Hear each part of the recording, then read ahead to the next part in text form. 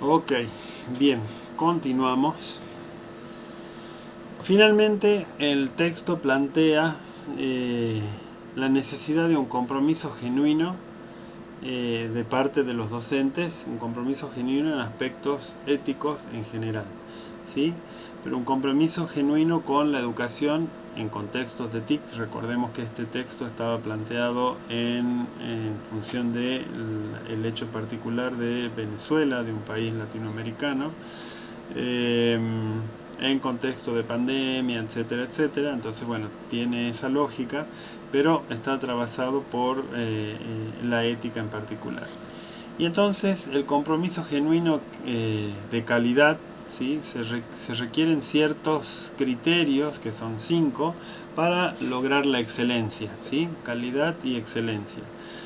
Y estos 5 criterios son básicamente el esfuerzo, que es medible en función de la producción académica. No importa si estamos hablando de educación a distancia o educación o virtualización de lo presencial o presencial. Siempre la producción académica se traduce en títulos, en exámenes aprobados, en publicaciones, etcétera, etcétera. O sea, el esfuerzo siempre es posible de medir. Por otro lado, otro criterio que tenemos que tener en cuenta es el tema del desempeño, ¿sí? Y esto tiene que ver con los efectos de las actividades que se realizan en la institución o que realizan los funcionarios, ¿sí? Y esto impacta directamente en el desempeño de los estudiantes, los logros de los aprendizajes y el rendimiento de los exámenes. Acá hay una palabra que me sobra. Perdón por eso. Fíjense que fíjense la importancia de esto, o sea, el efecto de las actividades de la institución sobre los funcionarios, ¿sí? O sea, o más bien lo que los funcionarios, los actores institucionales o ministeriales hacen y que impactan en las actividades de la institución a diario y por lo tanto implican o afectan el desempeño de los estudiantes, los logros de aprendizaje y el rendimiento, ¿sí? Si nosotros nos ponemos a ver en las últimas mesas de exámenes, ¿sí? Más allá de que hay una normativa, por ejemplo, como la 811, que establece los procesos de carrera en cierre. Estoy hablando con colegas, ¿no? Así que, o casi colegas, así que me siento en libertad de hacerlo. Por ejemplo, si nosotros observamos la resolución 811 que plantea el proceso de carreras en cierre de los planes 2015, donde se han planteado mesas de exámenes, etcétera, nosotros vemos que, si bien es cierto, hay una decisión de los funcionarios a través de la creación de esta resolución y que impactan las actividades de la institución, la conformación de las mesas, las inscripciones, que se elaboren las actas, el armado de los tribunales, bueno, etcétera. Obviamente vemos que hay un desempeño de los estudiantes. Si queremos ver cuál es el rendimiento de esta normativa, ¿qué es lo que tenemos que ver? El desempeño de los estudiantes, cuánto han logrado en sus aprendizajes, el rendimiento en los exámenes. Y bueno, si tenemos un alto grado de ausentismo, por ejemplo, en las mesas de nivel superior, ¿qué es lo que sucede con las actividades de la institución? ¿Qué es lo que sucede con las decisiones de los funcionarios? Y podemos ir midiendo cuál es el desempeño de esto. ¿Se entiende? Espero que sí. Cualquier cosa me escriben por Messenger. Otro criterio tiene que ver con la capacidad, ¿sí?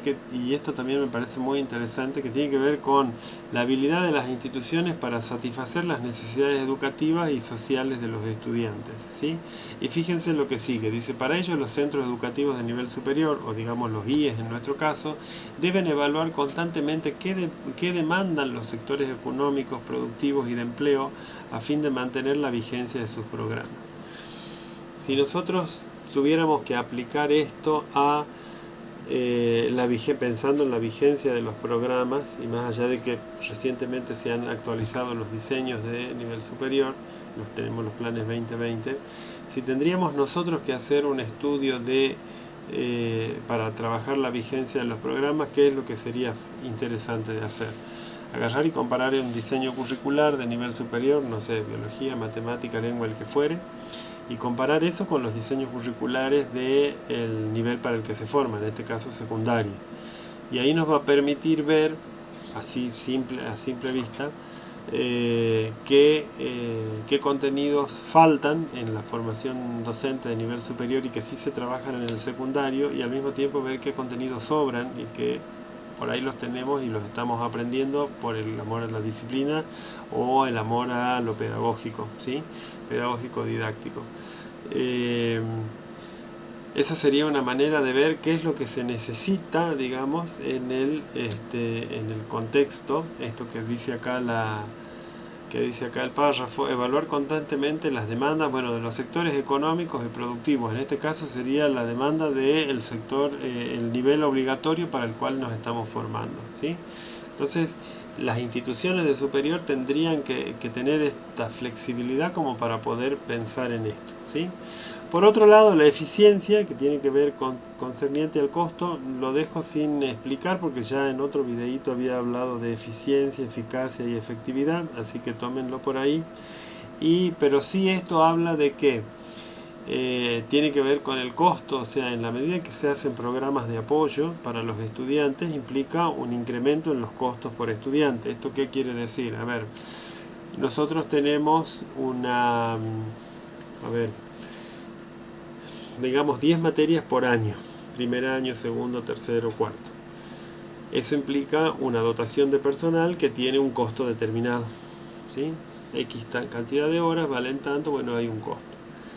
En la medida en que no hay buen rendimiento, o sea, no esto que decíamos hace rato, el desempeño de los estudiantes, etcétera, y vemos que hay alumnos que no rinden, implica quizás ponerle una tutoría con un docente que no es el de la cátedra o el de la materia. Ese docente se incorpora a los costos que nosotros tenemos, ¿sí? Esa estrategia o cualquier otra estrategia que se plantea implica el incremento en los costos de atención por estudiante, ¿sí? Esas son cuestiones que ven los contadores, no lo vemos directamente los docentes, pero bueno, esto tiene que ver con el uso apropiado y adecuado de los recursos, en este caso humanos, los docentes. Y por último, el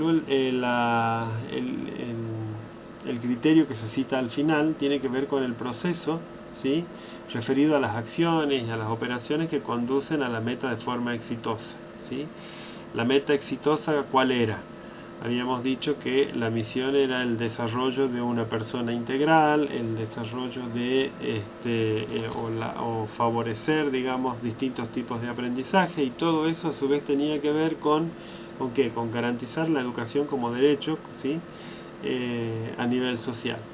Y entonces se plantean 5 subsistemas. Por un lado, los cursos, los estudiantes, los aspectos regulatorios o normativos, la logística y lo tecnológico, ¿sí?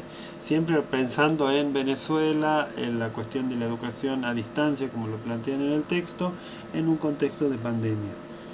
Entonces, ¿qué cursos se van a crear, producir, cómo se van a distribuir y cómo se va a evaluar la enseñanza?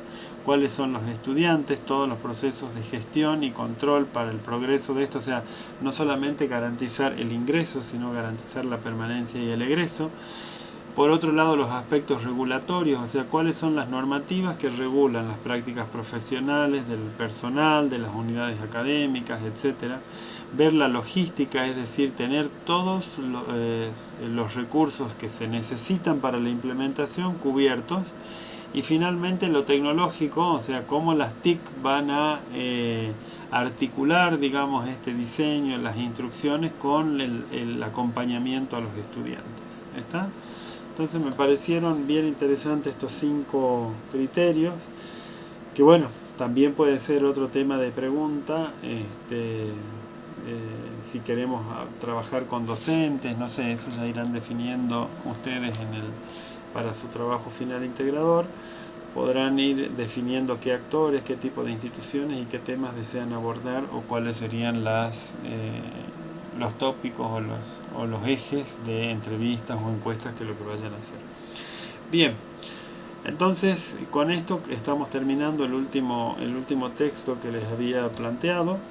Básicamente tenemos uno que tiene que ver con los nuevos desafíos con el cambio de siglo, que bueno, el cambio de siglo ya pasó hace un tiempito, pero bueno, nuevos desafíos en el análisis de la ética, vimos un segundo texto que tenía que ver con cómo yo interiorizo como sujeto, como persona, como agente del Estado, como docente, interiorizo las cuestiones éticas y cómo puedo llegar a trabajar eso o pensarlas de trabajo con mis estudiantes. Y por este último texto que tiene que ver con la educación a distancia, las TIC, la virtualización, etcétera, con las salvedades que fui haciendo desde las normativas. Así que bueno, voy a subir estos videitos, espero que los vean y cualquier cosa me hacen consultas, y ya el próximo video que haga va a tener que ver directamente con la consigna del trabajo final integrador. Bien, cortamos aquí.